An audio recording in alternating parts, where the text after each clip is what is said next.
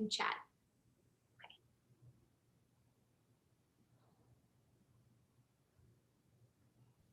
We're just getting all set up on YouTube, and I'll let you know when we're. Okay. Yeah, Sarah, any questions? If you put them in this Zoom chat, I'll. Getting all set up on YouTube, and I'll let you know when we're. That's great.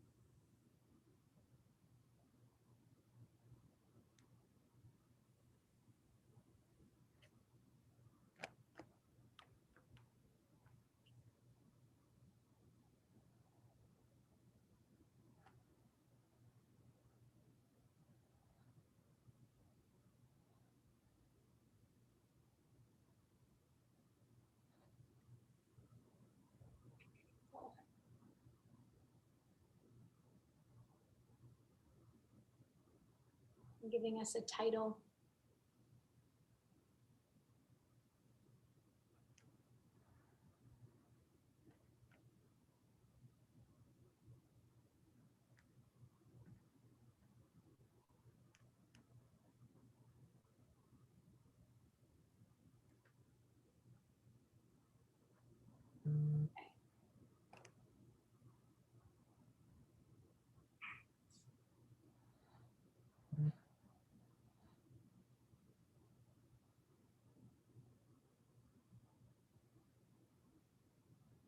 Okay, I'm ready on Instagram whenever. Oh, oops. Okay,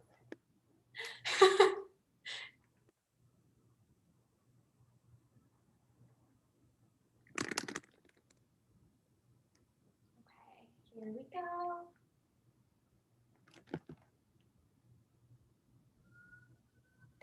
Hello, hello. Oh, I just got a notification that I went live, which I obviously know. Ooh, there's so many people already. Okay, that's exciting. Sarah, oops. I think this is Sarah. If that works. Hi, everybody who's joining. We're gonna do a fun. Oh, Sarah, hello. Hello, how are you? I can't believe it's working. I'm good. This is very exciting. We did not have the most successful dress rehearsal. Let's just be honest. So thank goodness. So I'm going to quickly introduce you and let people know what the heck's going on here. Well, we have quite a few people, which is exciting. So to anyone who's joining, we are live right now on Instagram here, and then on YouTube over here. If you have no idea what's going on, one thing you can do is go to the link in my bio, and all the information is there. But basically tonight we are going to make matzo toffee place cards, the ones from my blog, and we're going to talk about matzah. And I wish I made that sound more exciting, but it's going to be wonderful. And I have my friend Sarah from Sefaria. Sarah, you're the Chief Learning Officer of Sefaria, which I love, but I do not want to do the disservice of introducing. So I'd love if you could take it away and let us know a little bit about you guys and what you do. Absolutely, Rebecca. I'm so excited to be here with you. I've been promising my family matzo toffee place cards for the Seder, and they're so excited. So I'm going to let you do the cooking tonight, and I'll do the talking, but don't worry, I'm watching you very carefully. So hi, everyone. My name is Sarah Walkenfeld. I'm the Chief Learning Officer at Sefaria. Sefaria is a database and new platform for engaging with Jewish texts. And Jewish texts, of course, Torah is at the heart of the Seder experience. Torah and matzah. And those are the two things we're going to bring together tonight. And so I'm turning it over to you, Rebecca, to get us started. Cool. Okay, yes. So now I'm going to begin the daunting task of cooking while live, while Sarah talks to me about things that I won't know anything about. Okay, so we're going to start again, there's a lot of people joining, but you know what? If you join late, I can't explain it again. So you've got to go to the link in my bio. Okay, so now I'm going to do this very fancy maneuver. And well, that's my pants. But so here I'm going to start with 1 stick of butter in my pan, which is, there's no heat going on here. And to that, I'm adding 1/2 cup of packed dark brown sugar. I say this on the blog, but if you don't have dark brown, if you just have like light brown sugar, that's totally fine. That's about as exciting as it gets over there. So we're gonna go back. I'm gonna make sure I have a face still on this. No, it's kind of low. But yeah, so basically like that's step 1, which is great because we have a lot of talking to do. I turn on the heat. We're going up to medium heat, no more. It's very tempting to go to like high heat and then quickly get it all melted. But in order to make the perfect toffee consistency for these place cards, you really have to melt the butter and the sugar sort of together at the same time. There's a lot of like candy science behind it. So yeah, so I'm going to turn this up to medium heat. I have 2 whisks because I have so much respect for you, Sarah. I have this very noisy whisk that I would normally use, which would like scrape the pan and drive everyone crazy. And then I have this pink rubber whisk that I think will be nicer. So anyway, I'm turning up the heat. I'm basically going to let this go for like 5 or 6 minutes and see what happens. And hopefully it turns into toffee on this hot plate. But yeah, while that's happening, I'd love to just jump in. I want everyone who's watching to know that I don't really know what we're talking about because I asked Sarah to come on and teach me something. So please don't judge my lack of knowledge. But yeah, Sarah, I'd love to learn whatever it is that you've got in store. No judgment, Rebekah. We can't wait to see the finished product. But here's really my question for you. I'm into it. I told you already, I'm planning on making this with my kids. Like I'm all in. My 9-year-old daughter is all in. But I just feel like matzah is a really complicated symbol. It's probably the most meaning-laden food at the Seder. And those meanings are like there's some negativity there. Like there's overlapping interpretations, there's conflicting interpretations. The primary description of Torah of matzah in the Torah, I would say, and this is for those of you following along at home, you have the link in Rebekah's bio to the source sheet that goes along with tonight's event. It has the recipe, which is very important, and also the Torah. So all in one place. Yeah. And the first source that I put there it's a quote from Deuteronomy, but it's a phrase that comes up actually in the Seder itself, in the text of the Haggadah, which is this phrase lechem oni, that matzah is the bread of affliction or the bread of distress, right? It symbolizes this really hard time in Jewish history when maybe in a better time, in a better place, we would have all made challah and we could have been here together watching your beautiful challahs rise, which I'm sure is a thing that you do too.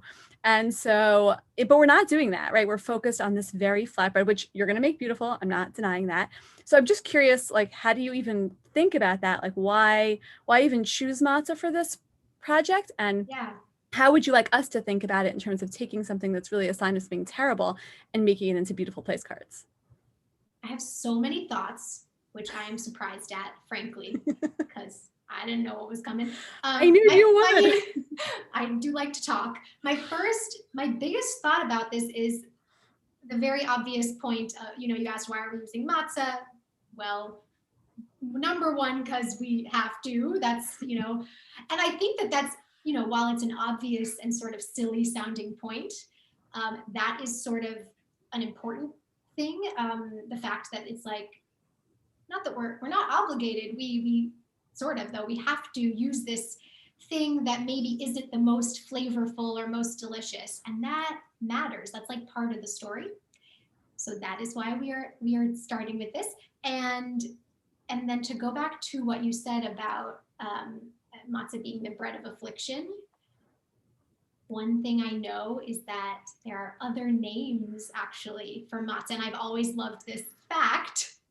It's serving me well here. I don't actually remember what the names are, but I do know that matzah, while it doesn't really have a bad reputation, but it certainly symbolizes like a rush and a lack of freedom and an inability to make something more delicious, it actually also has some sort of like a nice, promising symbolism, which makes sense because in the story, it is something that we have to make in a rush because of our circumstances, but we also get to use it to like propel us to freedom. So it's a helpful, disgusting thing. It's not disgusting. By the way, I like matzah, but I'm just saying. I don't like matzah unless it's covered with chocolate, but that's fine. Well, the chocolate helps a lot. But yeah, so am I wrong? I'm trying not to be like self-conscious about it. I think there are other names. You're making the source sheet next time, Rebekah. You're making the source sheet next time. Totally. I mean, I think really what happens is that it's the symbolism, right? Like the symbolism gets expanded. So you're right. It is also the symbol of the fact that we got out quickly and like, thank goodness, right? Because we were enslaved and we made it out. So it's definitely a promising symbol in that way. And also the rabbinic sources really play with this term oni, lechem oni. Rabbinic sources, little known fact, I think, are really good with wordplay. And one of probably my favorite source about matzah that is on the source sheet that you all have is from the Talmud. I'm in my real life, I'm often a Talmud teacher, and Sefaria, for those of you who don't use the site, Rebekah is a huge fan, so she knows this. I love it. Sefaria is probably the reason that I like got that answer right. It's not, but you must have learned it. Yeah, it could be because I'm on there. So anytime you click on a text on Sefaria, you can get this whole sidebar of connected texts. And that's really what I did in prepping for tonight, just like what comes up. And so there's a piece from the Talmud that quotes that verse that I just mentioned. And in that piece in the Talmud, they say that lechem oni, that phrase, which again, you could translate as bread of affliction, bread of suffering. It can also mean, the word oni could come from the Hebrew word that means to answer. And it could really be, it's the bread or the bread, right? That prompts us. Too flattering, but yes. The very flat cracker bread that prompts us to answer lots of questions. And we all know that questions are like a central part of the Seder, and we're going to have our kids there. We're going to somehow keep them awake, and the matzah place cards are going to really help because they're going to be so excited. But it's not just children. Everyone is meant to be a questioner on this night, and matzah is the centerpiece. Exactly as you said, it's all we've got, and it's what we're stuck with, and we're going to use it to answer all our questions. That is fascinating. I don't know. Am I allowed to pause here because I'm so interested in this? So when you first said that it means to answer, it could also be answer as the wordplay definition. I guess it was a little too metaphorical, but I had this idea of we are answering the call, from God to, begin the Exodus sort of. But I don't know, I guess it could totally, yes. I mean, it could be anything. So that was so funny because that's what popped into my head. I thought like, okay, to answer a call from like, some mystical far off thing. But I love the idea of bringing it down to more of like a micro, like at the Seder table, here we are answering and using this bread to help us answer or ask or respond. So I really like that. I think the Talmud actually gets at that point. Also, the second wordplay definition in that same piece of the Talmud is that oni means, and this is like it's a little more literal, but that oni comes from the word for a poor person. And poor people in the Talmud, this is how they describe poverty. They eat their bread in like little pieces, right? Nobody who is, God forbid, suffering for lack of food has like a huge loaf in front of them. They're lucky to have a small piece. And that, I think, speaks to your idea about answering the call, that matzah is, in that moment of escape from Egypt, it was answering the call of the divine and getting out. And now that call continues to resonate in our lives, and it's a call to action. How do we think about people who are less fortunate, and what are we doing in the moment to act on that? So I think that mystical call continues to resonate, just in a different way. That's so beautiful. And that's why you're over there and I'm stirring this thing, which I feel like I should sort of, tell everyone what's going on. Show us your pot. We want to see the pot with the whisk. It's not that thrilling, but what we've got, and sorry that they keep having to see my pants every time. Okay, but this, we've now melted the butter and sugar, and and we are waiting for it to become toffee. So, it's a bit far off from that goal right now, but something that take, not to detract from the beautiful Torah explanation here, but if you are following along with this recipe, or if you try it at home another time, a mistake that I've made is to add the butter and then let it melt, and then put in the sugar and then start mixing. And it doesn't make toffee. It makes like a weird liquidy thing. And the toffee, God willing, has a very specific consistency that we will see. So you want to like put in the butter and sugar at the exact same time. But anyway, if you're joining us, I feel like I'm on a radio show. If you are just joining us, I have Sarah here from Sefaria, which is this incredible digital Torah learning, not companion, it kind of is the Torah online. And we are making my matzah toffee place cards from the blog. And there are a lot of questions. Oh my, okay. Yes. One question is about mixing. So just tell us, you have this beautiful pink whisk that you're using for my benefit. Have you been mixing this whole time while you're talking? I have been. And so if you're watching on YouTube, because this is as fancy as it gets, and we have 2 live streams, you've noticed that I'm just like, my arm is just moving over here, mixing something, which is why I felt like if anyone can see that on Instagram, I should probably explain that I'm mixing this toffee. It takes a very long time. I could probably turn up the heat a little, but because we are, going live on Instagram while I'm dealing with molten sugar, I decided it was for everyone, in everyone's best interest, if I kept the heat a little lower tonight. But anyway, it's definitely coming together. I mean, at this point, it's thickening a tiny bit, but we want it to bubble. We want it to come to a boil. So, Sarah, I mean. So it's still, you're saying it's bubbling. It's starting to bubble, right? Very slowly. I will be brave. I will turn this up ever so slightly, because otherwise we will be here all night.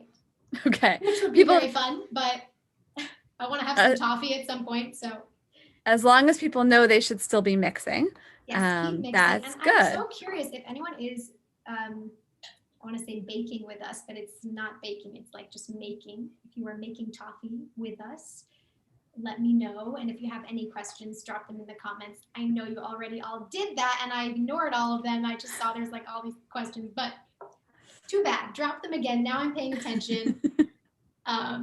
So yeah. We will try to keep an eye. We're both multitasking, Yes. But you're trying not to burn things. So you focus on not burning things. Exactly. And I will also, try can I to just say in French, because I speak French, but is that brown butter or hazelnut butter? Is it neither? I don't know. But anyway, it is neither, just so you know. It's just, it's dark brown sugar and butter. And so it might look brown, but it is not. But since your username is Pastry Wonders, I don't really want to argue with you, and maybe it is, whatever the heck that is. Hazelnut, I knew it. Okay, yes, I do speak French. Okay, anyways, Sarah, bring me back to Torah, because otherwise I will lead us down a long path to nowhere with this. That's fine. I don't speak French, so I'm going to bring it back to the languages that I do speak, if that's okay. Please, please. So yeah, again, since you reintroduced, so I'll mention again that the source sheet is at the link in your bio, and people can find the recipe there, as well as the Torah that makes the stuff of the night. So, okay, I know I'm like really focused on this matzah thing, and I already admitted that I have some mixed feelings about matzah as a substance. Again, I prefer to eat it only when covered in chocolate, which is what I'm here for. But but I am really interested in the various ways that it's been construed. So I'm going to throw out another source for you to think about. Okay. And everyone, please know what I'm thinking as I stir this sugary mixture. So she's thinking. Everyone else is welcome to think along with her. Like, yes, you're paying attention please. to the comments now. So if someone else has an answer to this, you can ask for help. Like, you can call out if you decide that you want help with this. But here's my thought. So one of the many Torah commentators that we have on Sefaria is a source called Hamek Davar, written by the Netziv. He's a more modern Torah commentary, so we tend to think of Torah commentators as being like really long dead. He hasn't been dead for that long. I kind of like that about him because I think his thoughts are sometimes more modern. Yeah. And so that's one thing that I really like. And the other thing that I like to set you up for this source, I'm going to go back to the challah. Thank you for setting me up this time, you know. Yeah, totally setting you up. I killed it last time, but that was a total fluke, so I need setting up. I have seen attractive pictures of challah on your Insta feed, right? Like I didn't make that up. Yes. Yes. I'm not responding to the attractiveness level, but yes, you have seen challah. I say humbly, yes, I can make challah. So I'm a big challah baker, although I don't post pretty pictures on Instagram. And this is a source that really kind of draws your attention to that contrast between matzah and challah, which is like, it's like a little sad, I feel like, when it's Shabbat and it's Passover and my kids are like, where's the challah? And I'm like, surprise. So, okay, fine. But the Netziv says that matzah is this thing that really draws your attention to human limitations, because when you work at it, you can get challah, you can get really big, beautiful challah, and you can sort of bring all your technologies of yeast and rising and temperature and steam, you can bring all that to bear. But when we just have the matzah, it's like, sort of like, you know, coming unadorned, right? We're just like, here's what we've got. We got the flour, we got the water, we got the dough. That's all we've got, God. You have to take us as we are. Mm-hmm. And it really draws attention to kind of our humanness, is that a word? Right? Like our own humanity. We're just in front of God without any pretense. And we come to the Seder night, like not with these big, beautiful loaves of challah, but with this really flat matzah. So how's that for a matzah idea for you? Like, do you like that better? What are you thinking? That's beautiful. And it seems a bit contrary to putting sugar all over it, which I say truly with like genuine curiosity. I would ask you back sort of, well, I want to say, why is it okay to make this? But I sort of know it's not okay to make this, so I can't ask that. But that can't be the answer. We got to get to a better answer. That can't be it, because that's too depressing, and then we have to end the live, so that can't be it. But so then, okay, but how about this? Like, what about the idea of, which my blog is sort of based on, my personal thesis is based on this idea of like Hidur Mitzvah, I hope I said that right, that adding a layer of beauty might bring us closer to God, that decorating the table even nicely, so let's forget the matzah. So then, should we not be doing that on Passover to sort of go along with this theme, or is it only intended for the matzah, and it's okay to dress up the table and not come as we are in that sense? Because I mean, I find this really interesting outside of the matzah. I know I'm already like, you know, being a heathen over here, putting not just water, but like brown sugar all over the place. So I'm curious, then does that theme sort of extend? I know this is commentary, so it's not like you can't dress up your table. It's just like a metaphorical way of looking at the matzah. But what do you think, in your opinion, are there other, you know, other texts or other comments that would talk about the matzah? And it's finally starting to boil. Yay! So that's really good. And I'll show you guys in a second, but it's a little dangerous, so I'm just gonna keep stirring until it's like, when we're at a transition point, I will turn the camera down and show you. Okay, anyway, cool. Sorry, so that was like kind of a loaded question, and I'm right there. I think this text really speaks to that, actually. Like, I think the idea is specific to chametz, specific to leavening. And there's actually tons of sources about this. My favorite is, I didn't put this on your sheet, but you can all go look it up on Sefaria, in the Talmud in Brachot, that talks about leavening, right? The yeast, the stuff that makes your bread rise, as kind of a metaphor for your ego. And that's what we're trying to stamp out on Passover. But that doesn't mean don't make it beautiful. It doesn't mean don't bring your best self. It just maybe means that we don't have to, make the matzah toffee place cards and make your table beautiful. But don't stress. Don't stress, right? Like you don't have to let it rise. It doesn't have to take the extra time. I'm sort of watching the comments, and someone was like, oh, I just opened bags of lettuce on Passover. I'm like, great, open your bags of lettuce and then arrange them beautifully. Rebekah will show you how, right? Like it doesn't have to be hard. No, I love what you're saying. Oh, I gotta keep my eye on this molten situation. But don't let it burn. That's really interesting. It's like, well, this is another thing that I believe strongly in. You're I think what you might be saying is, and I'm definitely trying to make this work in my favor here. I think what you might be getting at is like beauty doesn't have to be equated with putting on airs. The matzah situation, not totally sure how to make that connection yet and like deal with that. His comments, which are so interesting about, it coming flat and unadorned. I think it means you can make your matzah beautiful, but you have to have the matzah, right? You got to start with the flat stuff, but you can make it beautiful. Yes, but then you don't have to make the matzah place cards and also the everything else beautiful. You could pick one beautiful thing, right? And the rest is simple. It's just like a distinguishing factor between Passover and the rest of, why is this night different, sort of thing. Because it's like, we're just doing something special now. Well, unadorning things. And yes, and while you're unadorning, everyone wants to see your pot. So you're going to have to tilt that camera down. By the way, everybody, look at your pants. I would lean over, and that's the only way I can read the comments because I have terrible eyesight. But this is what's going on. So see, we have like this low boil. I would just like someone to appreciate that I am switching between Torah talk and Toffee, which is the exact title of this event. And so I guess that's what I'm supposed to be doing.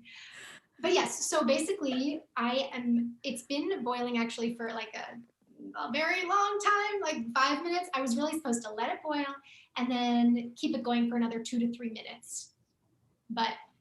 And then I think we're done is what I'm trying to say. And now, Sarah, if you don't mind, I'm gonna. But show us with your computer also, just so that everyone can see. Okay. You got to tilt all the things. I'm going to make you do more things with your hands. Luck to the people on YouTube. Okay, yes. I really hope that my phone doesn't fall in this like molten situation. Okay, but okay, Sarah, tell me, can you see this beautiful pan of just matzah? Yes, I see the pan of matzah and I see the toffee bubbling. Amazing. Okay, so the toffee is definitely done. So I'm going to turn this thing off. Also, this is like the best investment I ever made.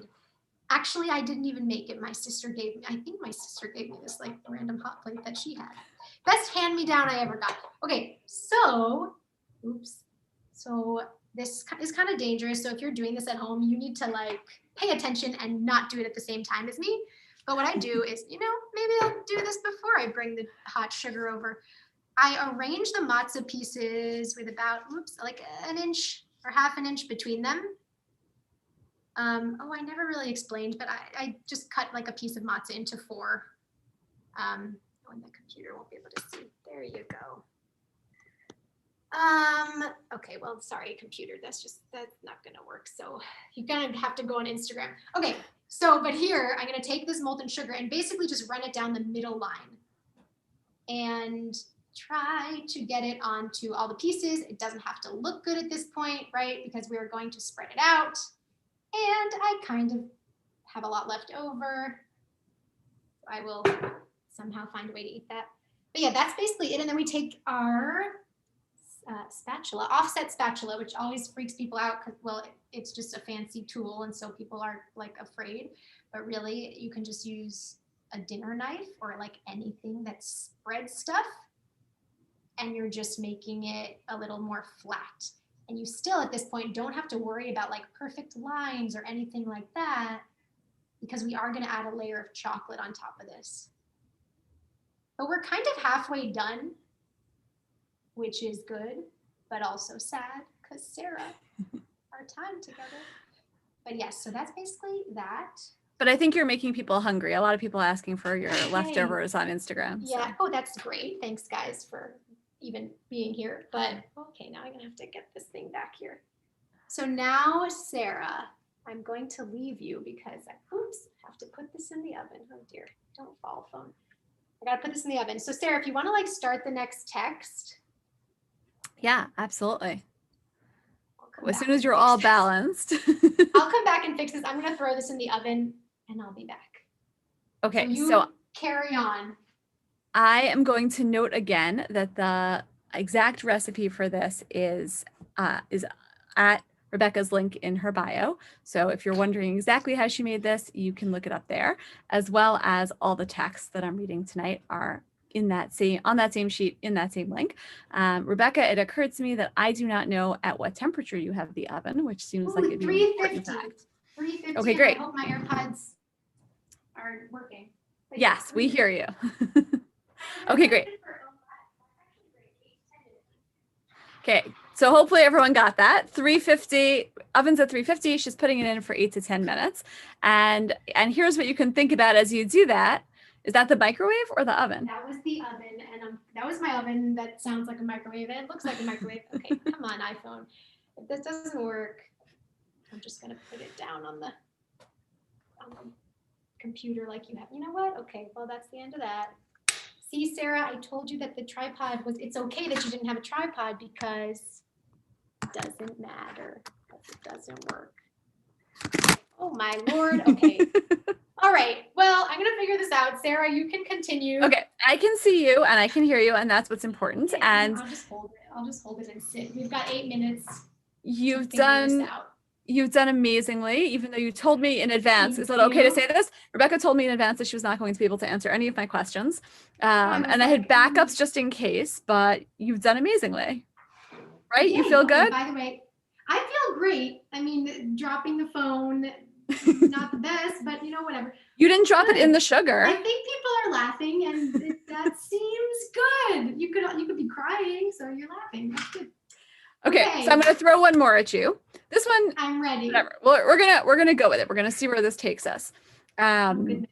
Okay. So I mentioned that. By the way, if people are wondering, there is a source sheet, and I just didn't do my homework, kind of intentionally, because I told Sarah I just want to like chat. So if you're wondering, like, why don't I just look up the answers ahead of time? Not answers. Why don't I just take a look at the sheet? It's because I didn't want to. So this is Rebekah is modeling that literally anyone can have a Torah conversation. Maybe not all of us are coordinated enough to have that conversation while making matzah toffee place cards. We can aspire to that, but at least we can all learn Torah together.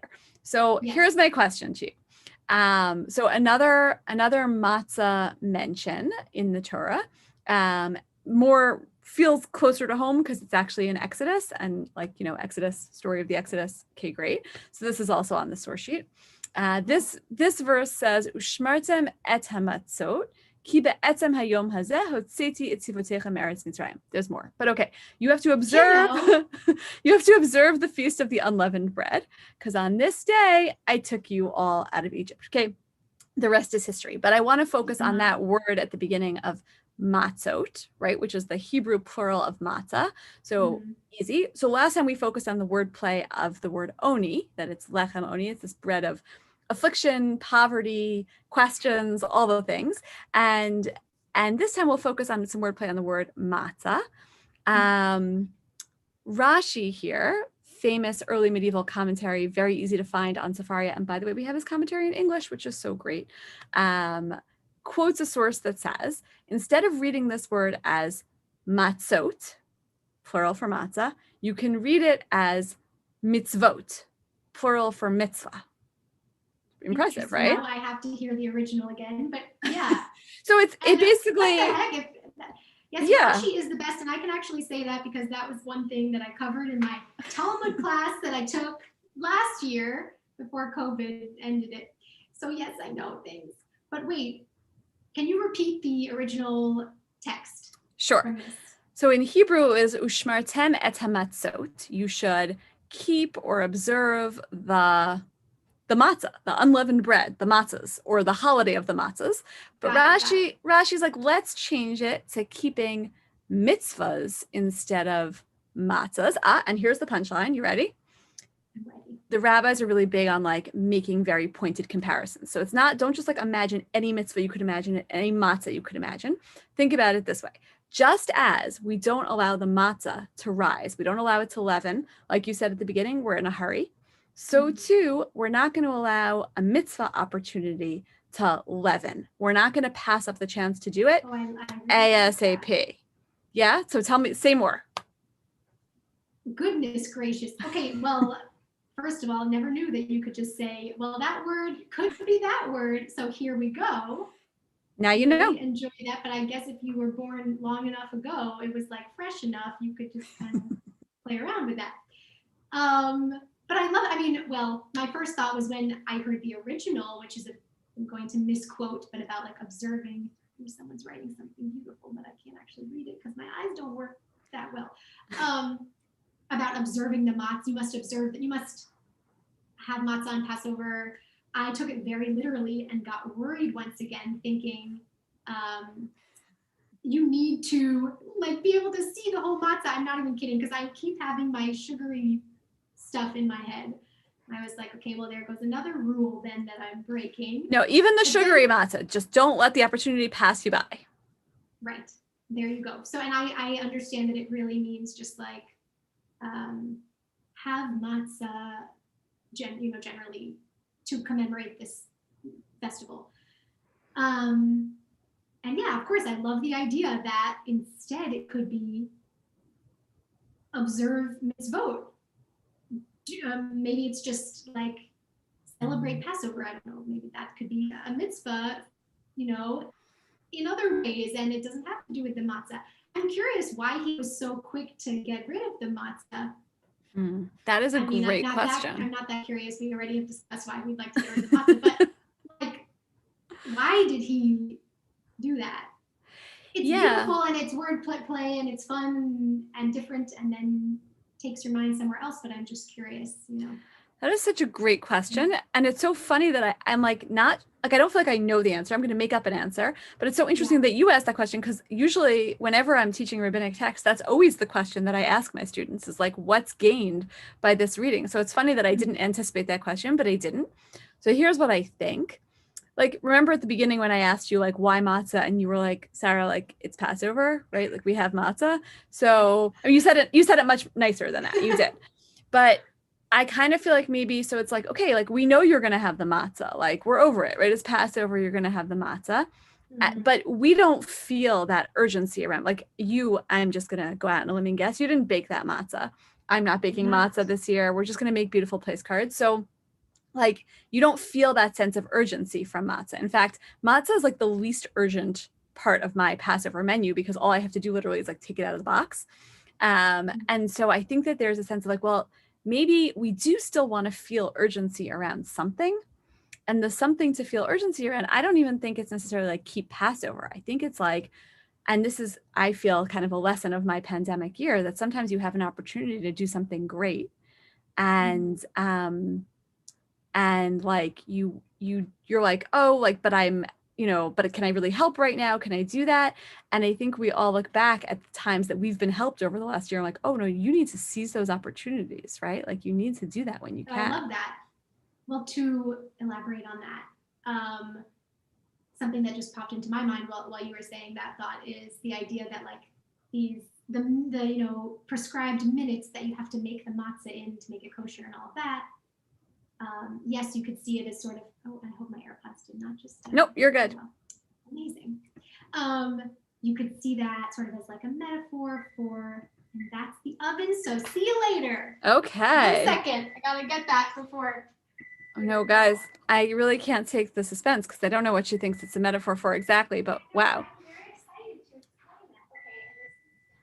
But I like that your oven lets you know when it's done, because I don't have an alarm on my oven, and then learning Torah while I bake things often has disastrous implications. So just letting you know, you have the perfect oven for Torah study.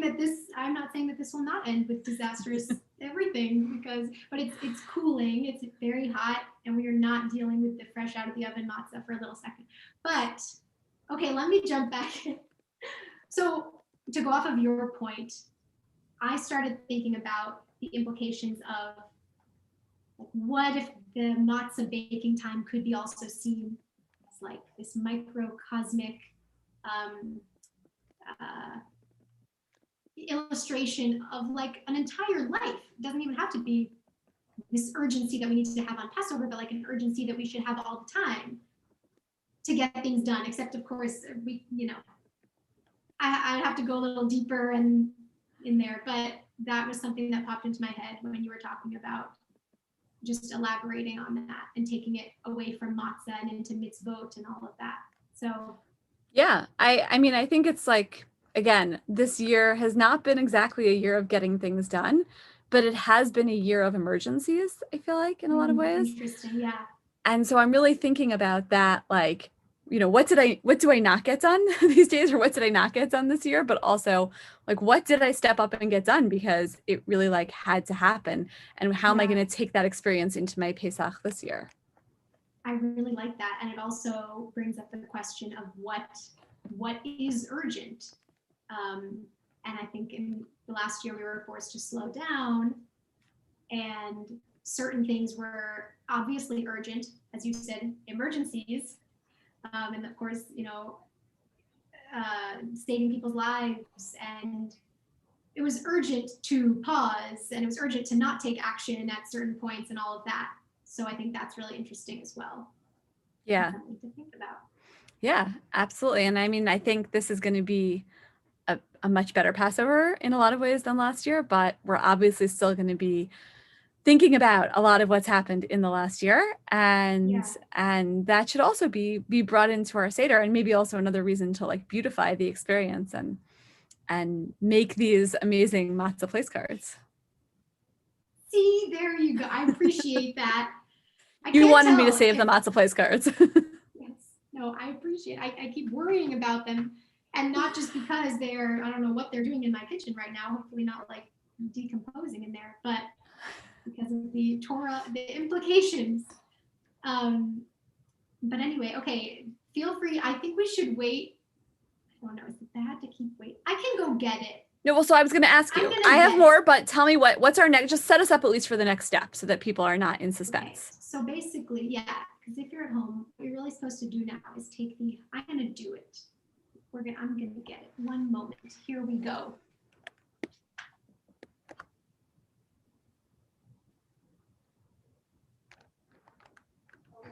Okay, I'm excited. Coming back. And by the way, if everyone's wondering what I'm going to buy, I should get my AirPod case out here. Okay, I'll show you guys. Actually, it's a lot easier to use now with silver lining. All worked out the way it should be, so it's easier to show you guys. So that's what we're working with. And basically now you have a cup of chocolate chips and you just sprinkle them on top, and you want to sprinkle them on the hot matzah, which is why I had to go get this, even though filming and doing the chocolate chips takes a little while. And then you let them sit there and they soften. Okay, Lauren, thank you for just constantly, I just see your comments. It's like, wow, amazing. And I haven't done anything. So, but thank you. I put some chocolate chips on a pan, and I'm so glad you're impressed. And everybody else, sorry, I'm not reading your comments because I'm not wearing my glasses and I can't see anything. But, okay, so you put the chocolate chips on the matzah, and then you wait like 1 or 2 minutes. Hello, YouTube. Sorry, I kind of forgot about you completely, but a girl can only do so much. And then we wait and they soften, and then we take our magical offset spatula and smooth it all out.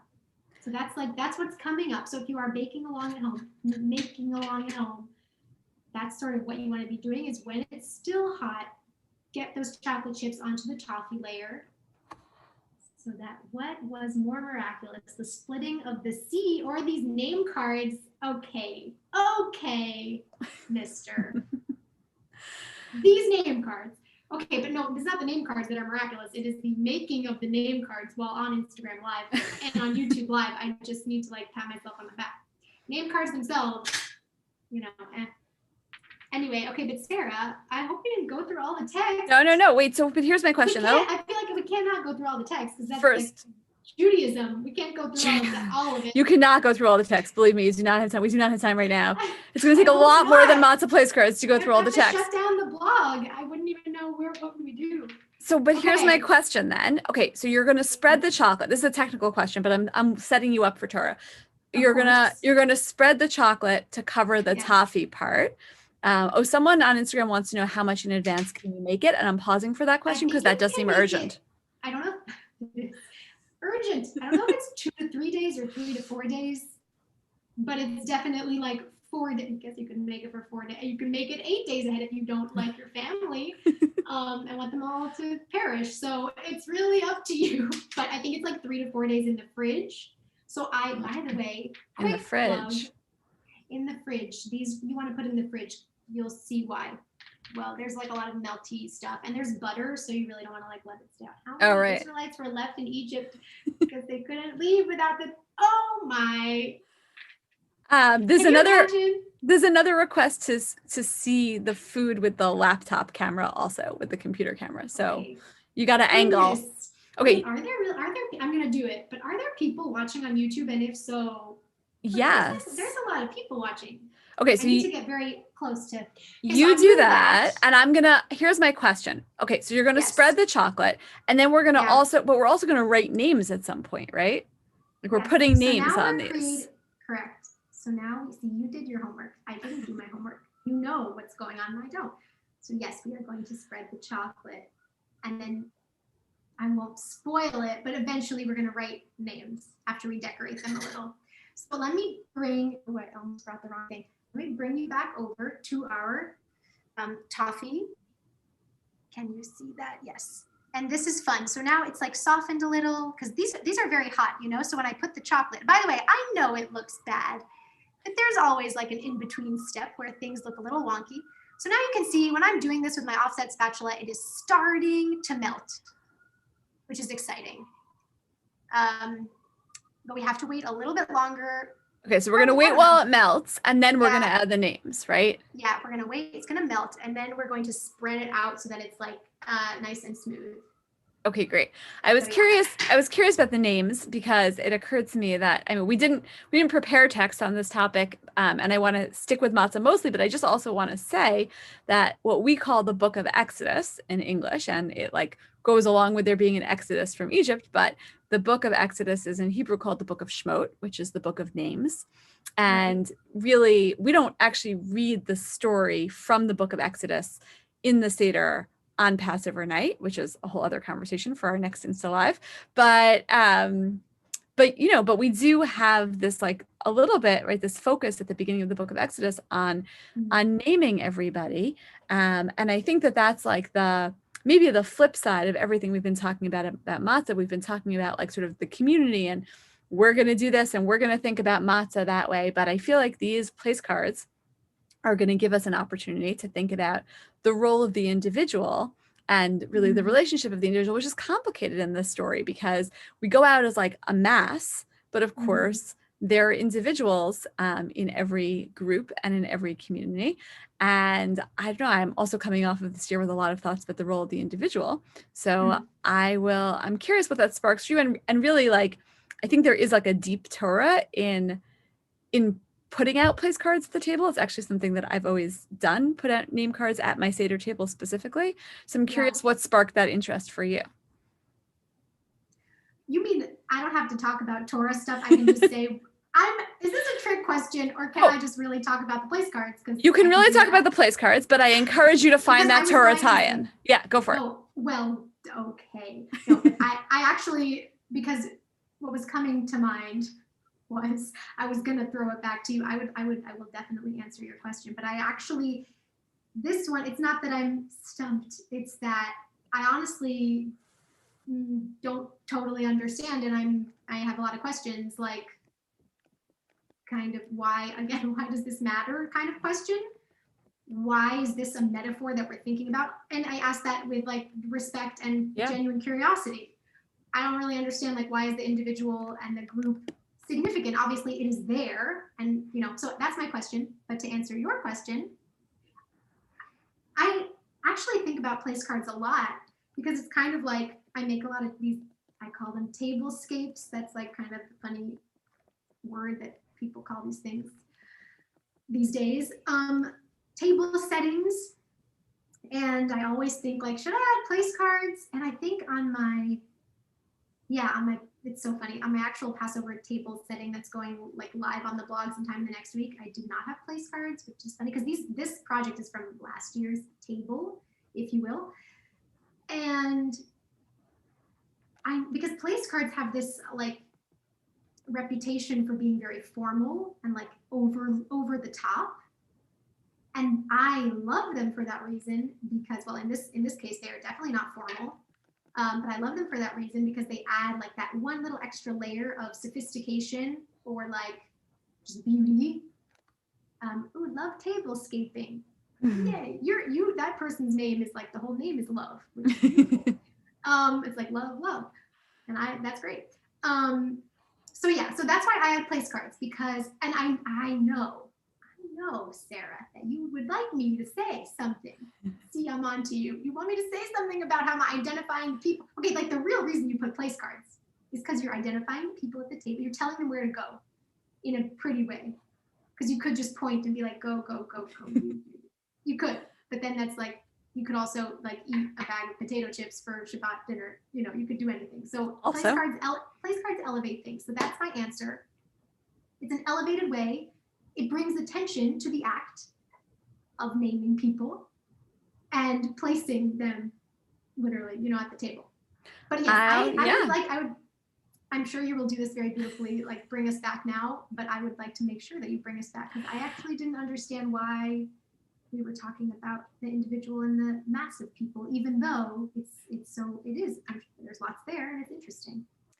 Yeah, I mean, for me, it was just so striking. Like, as soon as I heard about this project, I was like, oh, like place cards with names, just like Schmote. Like, it just sort of, was so obvious to me, actually. Yeah, but no, I mean, I love that. But I think. So then I guess my question is like, yeah, okay. You talked about how at the beginning of names, there is naming.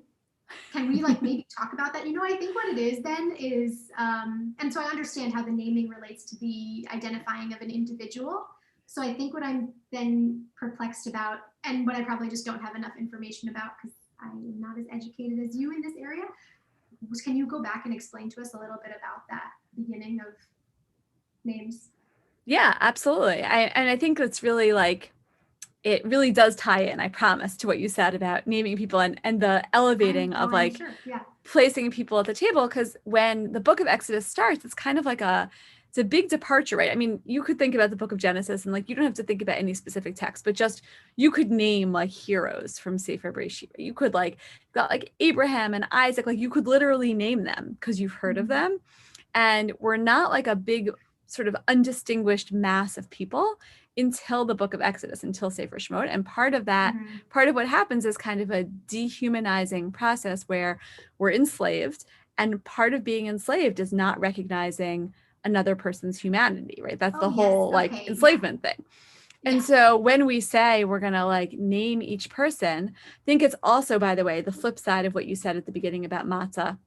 And matzah is the sign of being in a hurry. We were in a hurry when we left Egypt. And so we try to really do, somebody just said this, I think, love organized, your favorite commenter, right? So so you're supposed to act as if you're royalty. Yeah. And like exactly. So you're supposed to relax and really lean into that. Like we're not enslaved anymore. We're not, we don't have that kind of hurried feeling of having, that feeling when you just like have to throw food at people. It's like, here, everybody, like come grab food. And that is not meant to be. I won't comment on whether or not I'm eating the bag of chips, but that's not meant to be the Seder experience. Yes. Yeah, no, that's great. Which now I just want to bring the whole thing back to what we talked about at the beginning though, because if we are supposed to act like royalty, then why come unadorned? Why not come adorned? But yeah, no, I think because then you could say those two things are at odds. I think again, it's not so much like unadorned as it is like uninflated, maybe is a better word. And again, just going back to this idea that leavening sort of represents like the height of like, we figured out this chemical reaction and every time we're gonna make these loaves of bread that rise and we wait for it, right? And like this time, you're not going to do that. We still do Hiddur mitzvah, as you said, we still get to beautify the mitzvah, but we're starting from a much simpler place and then really figuring out, like, again, with these more elemental pieces, what can we do? No, I really like that. I think I keep taking it to the extremes. Like you just want me to tell you that you can't have your matzah place cards, but I'm not going to tell you that. I'm worried about them. I'm worried about them all along. All my matzah projects, I'm like, no. Okay, well, I have lots of news. So I need to interrupt you. Go for it. News number one, it is 8:53. Where are you, Sarah? I didn't even ask you. Where are you in the world? I'm assuming you're in New York. I'm in Chicago where it's 7:53. Wow. I feel like a New York, I don't even know, person. I shouldn't have said that. Okay, so, well, for me, it's 8:53, which means I think that Instagram will kick us off at an hour, but I don't know. Is someone talking? No, people are just having like magical conversations, and I wish I could read your comments. I promise I will read them later. No, so that means I think Instagram's going to kick us off soon. Okay. So give us the punchline. Tell us, what do we need to know? Well, so the punch, okay, so this, hello, I'm going to bring this back up. We're on YouTube, also Instagram people, so I'm juggling a lot here, you might say. So the punchline literally is that I waited so long to melt the chocolate that it literally won't melt, because like there's probably some metaphor there. It's just like a glob, but it was on purpose because of something. Anyways, what you do, and so I feel that I did us a good service. Oh, hello, Rena. Yay, thank you. I helped because now that we can't go further, we don't really have to worry so much about rushing the recipe. Because there you have it. So I will say we should just keep going with the text. I think this is a bit of a lost cause unless I like put it in the oven and this and that, but Instagram will kick us off by then. So I will say a couple things, and then I think we should just keep talking and a little bit. I'll wrap us up with the text. Yeah. Amazing. But I hope everyone's enjoyed this. Whoever has been on this journey with us since 8 p.m., 7 p.m. Chicago time, I'm ashamed about that New York thing. I hope you enjoyed it. I think this was great and hilarious. So I'm just going to let people know, if you want to continue knowing what the heck's going on here, the recipe is go to the link in my bio. Everything is there. The sheet that Sefaria put together, which is incredible, and the recipe and everything else that you need to know. You can also go to my blog, and then a quick plug is that I am hosting a workshop on these guys. I did not make them fail here on purpose, but I do have a workshop where you can learn how to make them, and I'll show you like all my chocolate piping tricks. So it was quite good that they just died right in the middle. It was like a preview of the workshop. Anyways, I would love to stop talking and have you continue, Sarah, because I love talking about everything about this. Okay, so I'm recapping what you said, and then I'll recap what I said before Instagram kicks us off, hopefully, because I talk fast, because I'm from New York, even though I don't live in New York. Kick us off. No, yes, you are. You're great. I think it'll probably kick us off at like 9:08, 8:04, because we started like 2 minutes late, maybe. Okay, great. So I'll talk fast. I think we have some time. So Rebekah, just to clarify, so you're telling us the next steps: you would spread the chocolate, and then you were going to take the melted chocolate and you put it into a plastic bag to pipe it? Yes. So it's very easy. From the melted sugar stuff was the hardest part. Okay, great. We're going to just make sure the chocolate's smooth, sprinkle some chopped nuts. You don't have to do that. You can sprinkle some like flaky, fancy salt. I just like the combo, sweet and salty. And then you pipe the names, which involves, it's literally microwave chocolate. I put it into a Ziploc bag. I have never owned piping bags, and I can pipe darn good. So whatever, you don't need any fancy equipment, and you pipe the names. And if you want to know more, someone said, how do you do, when is the workshop? I'm so sorry, Sarah, please. Go for it. When's the workshop? Sue me for using this event. They're all at RebekahLowin.com. They're all at the link in my bio. There's like a link. So go to the link in my bio. It says virtual workshops. Okay, Sarah, I'm done representing myself and taking everybody's, attention. So you go. Okay, well, here's what you're going to think about when you're doing your workshop, right? These are the thoughts I'm leaving you with. So to recap, I'm going to have to come because I don't think I know anything about piping, and I feel like if we're going to get the names in there, I'm going to have to go. And I don't think that I'm so good at piping, by the way. So, okay. We all have things we could work on.